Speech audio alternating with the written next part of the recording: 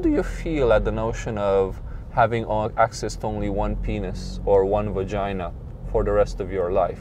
To most people, I think that sounds dreadful. We prefer not to think about it, really.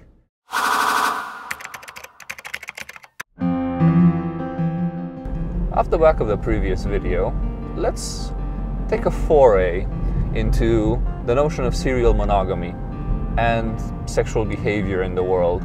I don't know if you've noticed the same thing I have, but overall in the world, more and more cultures engage in what is now called serial monogamy. I think if you're part of a certain number of cultures, you would be the odd man out if you say, I'm gonna keep myself with only one partner. There's still people who do that, and it's a completely fine choice, really, not a problem. But the tendency is moving towards serial monogamy with cheating sprinkled in. Yes, I know. You would never cheat. And I grant you, yes, you will never cheat. It's just that other people cheat. Truth be told, everybody is vulnerable to temptation and cheating. And many people who would have sworn, just like you do now, that you would never cheat, actually end up cheating, and there's a complex set of reasons behind it. More on that in another video. Now people engage much more in serial monogamy. Even though they do, there's still a lot of shame and condemnation for other sorts of behaviors. So let's say you go one step further. What's the next step from serial monogamy? If we're moving from monogamy to serial monogamy, what's the next step? Well, swinging and polyamory. However, most serial monogamous people would be very concerned about these notions of swinging and polyamory. We humans perhaps don't like to share. We think that love is a finite resource, it's scarce, and really, if you're in a long-term relationship, you don't have to tell anybody, you don't have to tell me or the person sitting next to you. You're potentially alone watching this video, so let me ask you something. If you're in a long-term relationship or contemplating being in a long-term relationship, how do you feel at the notion of having access to only one penis or one vagina for the rest of your life? To most people, I think that sounds dreadful. We prefer not to think about it, really. Now, how about another thing? Are you really immune, or rather naturally immune, to any other temptation if you're in a long-term relationship? Do you suddenly choose not to be attracted to other people? And more to the point, have you chosen to be attracted to your partner? Is it something you will into existence? The answer is no. Attraction is not a choice. It manifests itself naturally in the presence of attractive people. You can choose how to behave based on this impulse of attraction, but the impulse exists. Serial monogamy is transitioning into other forms of sexual behavior which are even more open. What is currently considered swinging and polyamory are part of it. People are tearing down the taboos and restrictions around sexuality that have been placed in the past generations, the past few hundreds of years. And I dare venture to say that our children are already thinking about sexuality in a very different way.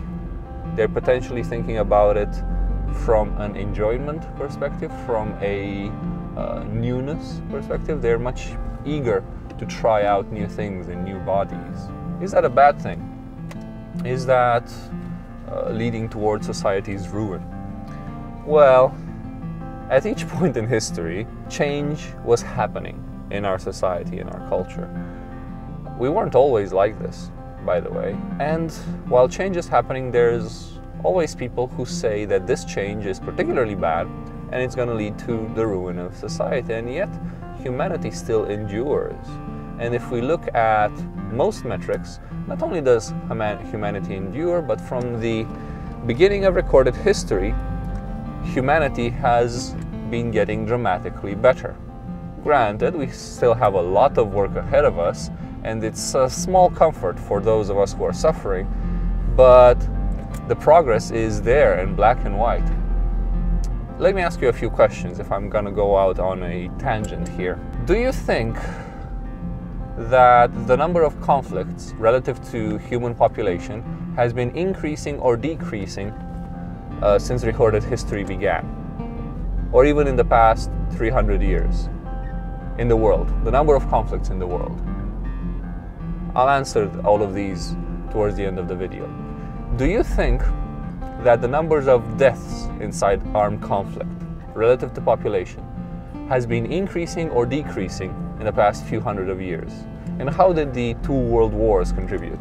How about life expectancy? Has that been increasing or decreasing? How about child mortality? How about levels of literacy? How many people can read or write relative to population? How about the financial independence of women throughout recorded history? Has that been increasing or decreasing? And I can go on and on. The answer to all those questions, even though some of them may surprise you, is not only yes, but dramatically yes. The world has been getting dramatically better by all these metrics that are quite solid. The data is quite good.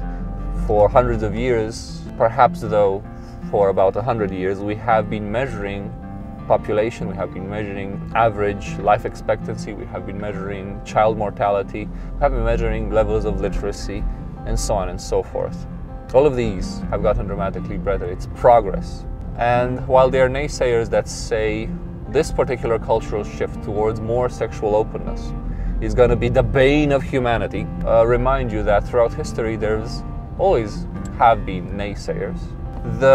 I remember a particularly poignant quote from the head of the British post office system at the news that the telegraph was invented. Nobody will need this silly invention because we have plenty of horses to deliver the mail. Believe it or not, they were naysayers with regards to the airplane, with regards to the computer, with regards to the internet, with regards to serial monogamy, really. I think our parents or grandparents, depending on when the cultural shift happened, were very concerned about these new young people having no respect for traditional values and culture, going on fucking each other left and right. Yet humanity still endures. So yeah, I hope to see you on the dark side.